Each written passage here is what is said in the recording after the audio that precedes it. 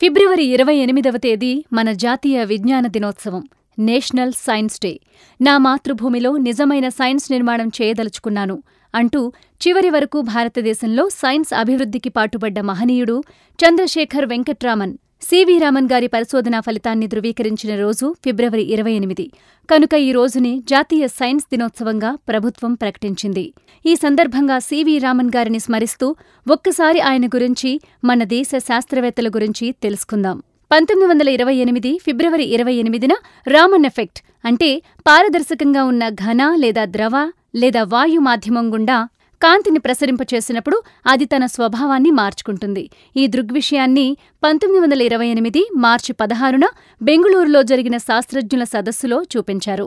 అందుకే బ్రిటిష్ ప్రభుత్వం 1929లో నైట్హుడ్ బిరుదుతో సత్కరించింది.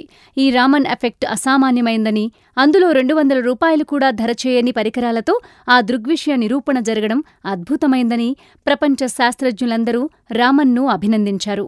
ఈయన పరిశోధన యొక్క విలువను గుర్తించి 1930లో నోబెల్ బహుమతి ప్రదానం చేశారు. ఆ మహనీయుని సేవలను భారత ప్రభుత్వం గుర్తించి 1954లో భారతరత్న అవార్డు బహూకరించిన సమయంలో సందేశాత్మక ఉపన్యాసమిస్తూ విజ్ఞాన శాస్త్ర సారాంశం ప్రయోగశాలల పరికరాలతో వికసించదు, నిరంతర పరిశోధన, స్వతంత్రంగా ఆలోచించే ప్రవృత్తి ఇవే విజ్ఞానశాస్త్ర సాగరాన్ని మధించివేస్తాయి అన్న మాటలు నేటికీ ఆలోచింపచేసేవి. ఆయన నా జీవితంలో ఒక విఫల ప్రయోగం.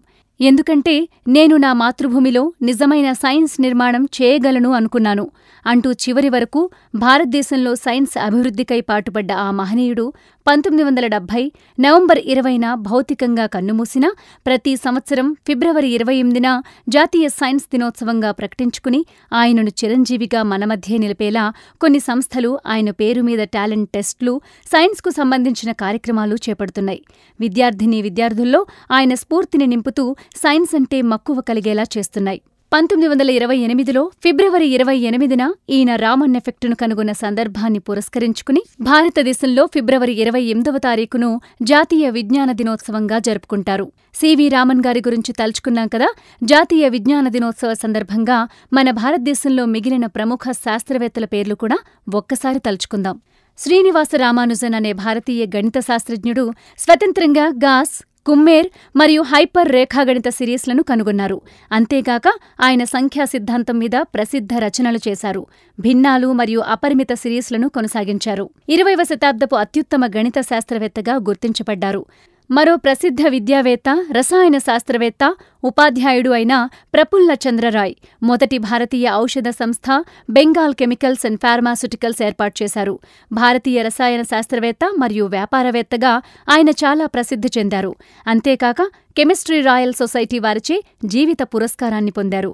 మొట్టమొదటిగా యూరప్ బయట నుండి ఒక రసాయన ల్యాండ్మార్క్ ప్లాగ్గా గుర్తింపు పొందారు. కర్ణాటక చెందిన మోక్షగుండం విశ్వేశ్వరయ్య మైసూర్లో కావేరీ నదిపై కృష్ణరాజసాగర్ ఆనకట్టను నిర్మించిన ఒక ఇంజనీరు.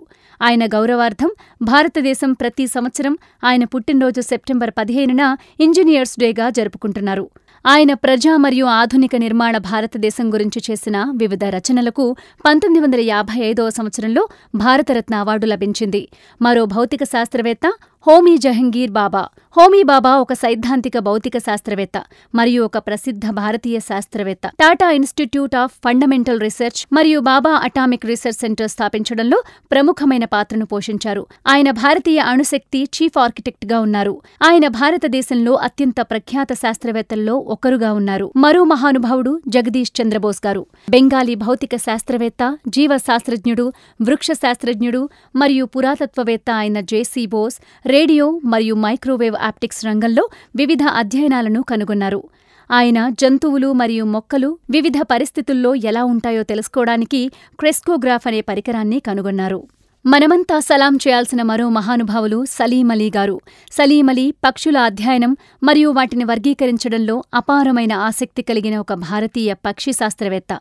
ఆయన భారతదేశం అంతటా క్రమబద్ధమైన పక్షి సర్వేలు నిర్వహించిన మొదటి భారతీయుడు. అలాగే ఆయన అన్ని సమయాల్లోనూ విస్తృతంగా గొప్ప శాస్త్రవేత్తగా ఆమోదించబడ్డారు. అంతేకాక సలీం అలీని భారతదేశం యొక్క బర్డ్మెన్గా పిలిచేవారు. కంప్యూటర్ సైన్స్లో వండ సృష్టిస్తాను, బీ రెడీ అన్న మహానుభావులు ఈయన. రాజ్ రెడ్డి కృత్రిమ ఇంటెలిజెన్స్ సిస్టమ్స్ రంగంలో పెద్ద స్థాయిలో మార్గదర్శకులుగా ఉన్నారు. ఆయన కృత్రిమ ఇంటెలిజెన్స్ సిస్టమ్స్ కనుగొనటం వలన 1994 సంవత్సరంలో కంప్యూటర్ సైన్స్ రంగంలో అత్యున్నత పురస్కారమైన అలన్ ట్యూరింగ్ అవార్డును గెలుచుకున్నారు. మన భారతదేశానికి ఆయన పేరే తెచ్చింది విజ్ఞాన బలం.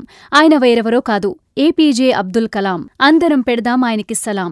ఏపీజే అబ్దుల్ కలాంను భారతదేశం యొక్క మిస్సైల్ మ్యాన్ అని అంటారు. ఆయన విస్తృతంగా భారతదేశం యొక్క బాలిస్టిక్ క్షిపణి మరియు అణుయుద్ధ క్షిపణి కార్యక్రమం అభివృద్ధిలో కీలక పాత్రను పోషించారు. భారతదేశంలో ఉత్తమ రాష్ట్రపతుల్లో ఒకరిగా చేశారు. మరో మహానుభావులు సుబ్రహ్మణ్యం చంద్రశేఖర్. సుబ్రహ్మణ్యం చంద్రశేఖర్ భారత ఖగోళ భౌతిక శాస్త్రవేత్తగా పేరుగాంచారు. ఆయన నక్షత్రాలు మరియు బ్లాక్ హోల్స్ యొక్క పరిణామ దశలను కనుగొనటం వలన 1983 సంవత్సరంలో నోబెల్ బహుమతిని గెలుచుకున్నారు. ఆయన కనుగొన్న సిద్ధాంతం చంద్రశేఖర లిమిట్గా పేరు పొందింది. ఇలా ఎందరో మన భారతీయ శాస్త్రవేత్తలు అందరికీ తల వంచి మరీ దాసోహం చేద్దాం.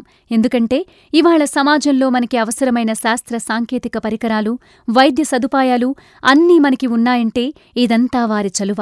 అందుకే మనమంతా వారిని ఒక్కసారి స్మరించుకుందాం.